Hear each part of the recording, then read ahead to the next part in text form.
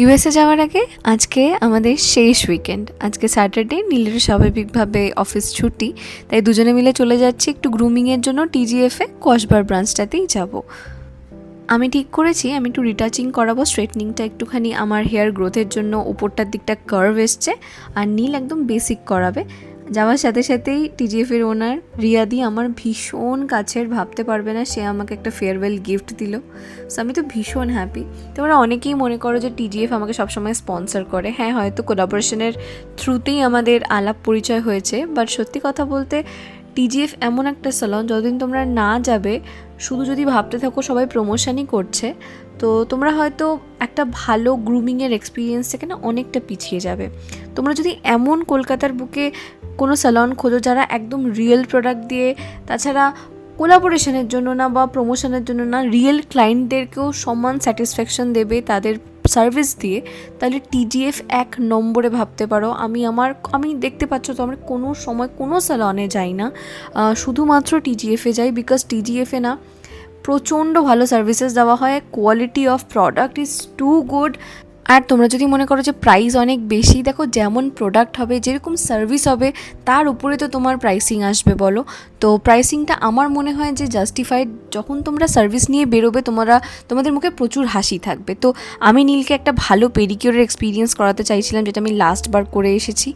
তো সেটাই আমি ওকে সাজেস্ট করলাম যে তুমি ওই পেডিকিউরটাই করো, ভীষণ আরাম পাবে। তোমার প্রচুর স্ট্রেস গেছে এই কটা দিন, ভীষণ কাজের চাপে। তো ওই পেডিকিউরটা করে না, আমাকে বলছে যে আবার যখন ইউএস থেকে ফেরত আসবো না আবার যাবো, হ্যাঁ একটা পেডিকিউর করাবো। লিটারালি ও পেডিকিউর করাতে চাইছিল না ওর পায়ে কেউ হাত দেবে বলে, বাট ও পেডিকিউরটা করানোর পর এত স্যাটিসফাইড তোমরা জাস্ট ভাবতে পারবে না।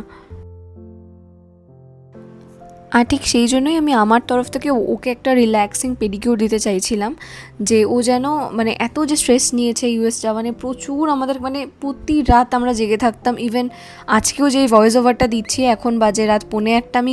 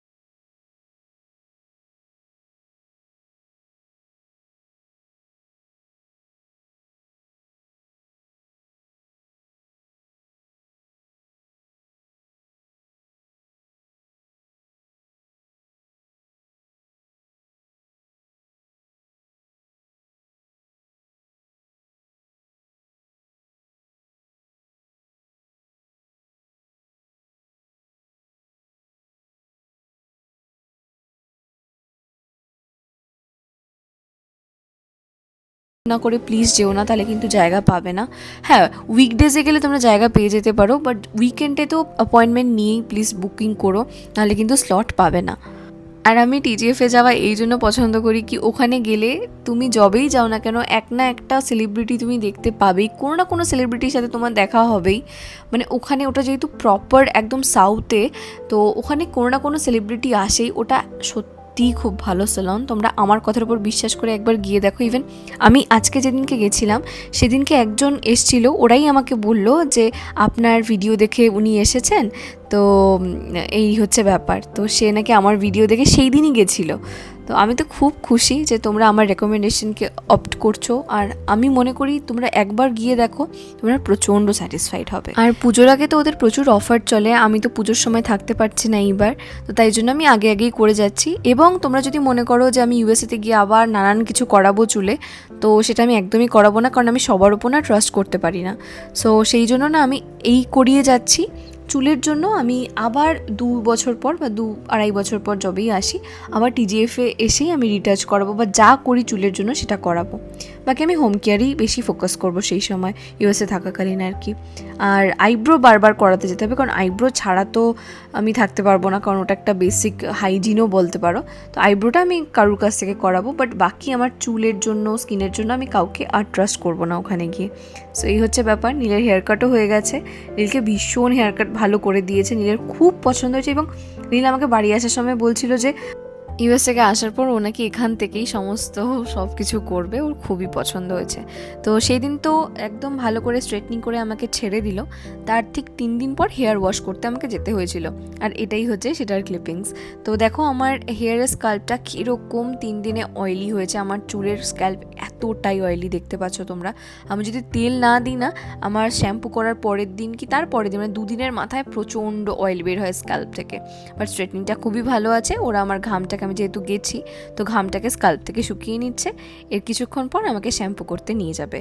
সো এখন আমি কিছুক্ষণ বসে থাকবো, তারপর চলে যাব শ্যাম্পু করতে। সো দেখতে দেখতে দিন তো চলেই আসছে। আমি জাস্ট শুয়ে শুয়ে এখন ভাবছি যে আবার কত বছর পরে পার্লারটাকে নিজের চোখের সামনে দেখবো, কত চেঞ্জ হয়ে যাবে বা কী হবে না হবে কিছুই জানি না। সো যাই হোক, এখন বেশি ইমোশনাল হয়ে লাভ নেই। আমার চুল একটুখানি কাটা হয়েছে, যেটা তোমরা দেখতেই পাচ্ছ। আর এটা হেয়ার ওয়াশ করার পর এইটাই হচ্ছে আমার রেজাল্ট, এটাই হচ্ছে আমার চুলের কেরা স্মুথ। তো এটাই আমার থাকবে। তো এরপর আমার বাড়িতে হোম কেয়ারটা ভালো করে করতে হবে। হেয়ারের নিচটা আমি একটুখানি কেটে নিয়েছি, অনেকটাই বড় হয়ে গেছিলো চুলটা। যাই হোক, এই 2-2.5 বছর আর কাটা হবে না চুল। তো একবার এখানে এসেই তারপরে হেয়ার কাট করব বা হেয়ারে কোনো রকম কোনো ট্রিটমেন্ট করাবো। আমাকে কেমন লাগছে অবশ্যই জানাতে ভুলো না। আমার তো ভীষণ ভালো লেগেছে। আর এটার প্রাইস যদি জানতে চাও, দেখো আমার মিড লেন্থ ছিল, এটা মোটামুটি 7,000 মতো পড়েছে। তোমাদের লেন্থ ওয়াইজ কিন্তু এটা চার্জেসটা পড়বে। আজকে আমিও গেছিলাম টিজিএফ এর লাস্ট বারের মতো, আর সাথে নীলও গেছিল অফিসের লাস্ট বারের মতোই। তো এটা কি খুলছো হাত থেকে? হ্যাঁ, আমাদের ইনিশিয়াল স্টেজে খরচা করার জন্য ডলার দিয়েছে। ফার্স্ট টাইম নিজের চোখে ডলার দেখছি। ও মাই গড, এটা $100 করে আছে। 500 আছে, 500 বাকি 4x কার্ড আছে এদিকে না, এদিকটা ওকে। ওইদিকে নাম্বার আছে, দেখাতে পারবো না। হ্যাঁ, দরকার নেই দেখানোর। এটা ক্যাশ আর এটা সেটা আমাদের ইন হ্যান্ড ক্যাশ দিয়েছে $500, আর বাকি তো এটা আমার চয়েসে ছিল যে অ্যামাউন্ট আমি এমন বলবো না। ওই তুমি কত টাকা হাতে নিতে চাও ক্যাশ, আমি 500 বেশি নিলাম না। মানে জাস্ট উবের আর ওই মানে জাস্ট প্রথম দিনে যদি যা লাগে তুমি ক্যাশ দিয়ে পেমেন্ট করতে। প্রথম দিনই আমাদের এত টাকা খরচা হয়ে যাবে? ম্যাক্সিমাম নিয়ে গেছে, যদি লাইসেন্স লাগে নতুন জায়গা না, তখন এটিএম খোঁজায় ডিফিকাল্ট হবে, তো হাতে ক্যাশ রইলো একটু অল্প। এটা একদিনের মানে 2-3 চলবে, বেশি দিন তারপরে এটাকে যাতে বাঁচে থাকে তাহলে ডিপোজিট করে তোমার ব্যাংকে আমাকে দিয়ে দেবে, আমাকে দাও। আমি ডলার রোজগার করেছি কিন্তু জীবনে ডলার হাতে নিনি। আমাকে একটু হাতে দাও নীল। এরকম করে এরকম $500 মাসে মাসে হাতে দেবে, বুঝেছো তো, হাত খরচা হিসাবে। তোমাকে দিয়ে কি লাভ হবে? সব তো আমার সাথে কি খরচা করো, তোমাকে দিয়ে রাখি। কি তোমাকে দিয়ে কি লাভ? তুই তো গাড়ি চালাতে জানলে, শিখলে না, তো আমাকে নিয়ে কি খরচা করতে হবে? তাহলে তখন আমার কাছেই থাকবে, আমি দেবো কি? মানে তোমাকে হাত খরচা দেবে না? হাত তোমার হাতে খরচাই হয়ে যায়, যখন দিতে হবে না। আমরা যখন ইউটিউবে আর্ন করতাম প্রথম তো এই একটা $100 নোটের জন্য আমরা সারা মাস কি হয়তো 2-3 মাস টানা কত খাটতাম বলো। সো এই 2-3 মাস টানা খাটার পর আমেরিকান ডলারে একটা জাস্ট নোট আর্ন করা যায়। আর আমেরিকায় গিয়ে এই $100 মূল্য কতটা সেটা তো আমি তোমাদেরকে আমেরিকাতে গিয়েই বোঝাতে পারবো।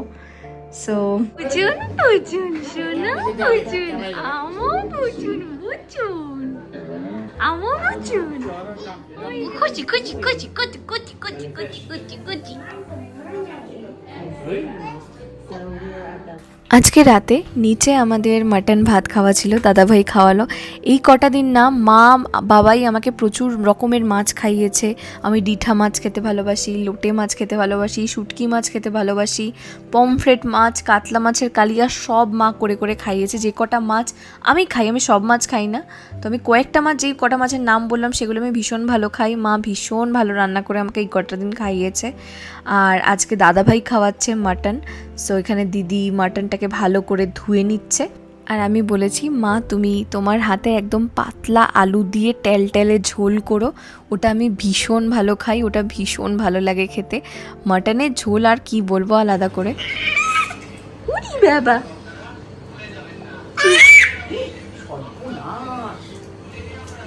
নাও খাও, কবে? হ্যাঁ, না খেতে নেই, কুচুন খেতে নেই, কুচুন খেতে নেই, কুচি কুচি বলে দাও তো, বলে দাও তো। কুচি কুচি কুচি কুচি কুচি। আনন্দ হয়েছে। আরে বাবা, এত কথা, এত কথা। ওলি বাবা, ওলি বাবা, ওলি বাবা। কি করছিলি, কি করছিলি দুটু জনা? সারা সন্ধে আজকে প্রচুর গল্প করেছি, তো হয়েও গেছে মাটন। দেখো মা সুন্দর লাল লাল ঝাল ঝাল ঝোল করেছে, আর উপর থেকে একদম কাঁচা লঙ্কাগুলোও দেওয়া। এটাই খাবো আজকে। আজকে তাই ভাবছি যে কত পরিবর্তন হয়ে যাবে ছোটাইয়ের, কত পরিবর্তন হয়ে যাবে চুক্কুর দাঁত উঠে যাবে, চুক্কু হাঁটাহাঁটি করতে শিখে যাবে, হ্যাঁ ছোটাইয়ের দাড়ি গোফের রেখা উঠে যাবে, তো অনেক চেঞ্জেস আসবে। আর আমরাও একটু একটু করে বুড়ো হব। যাই হোক, আবার কতদিন পর এরকম একসাথে বসে খাবো জানি না। তোমরা সবাই ভালো থেকো, সুস্থ থেকো, আমার চ্যানেলের সাথে থেকো। আজকের ভিডিওটা এখানেই শেষ করছি। ওকে, বাই।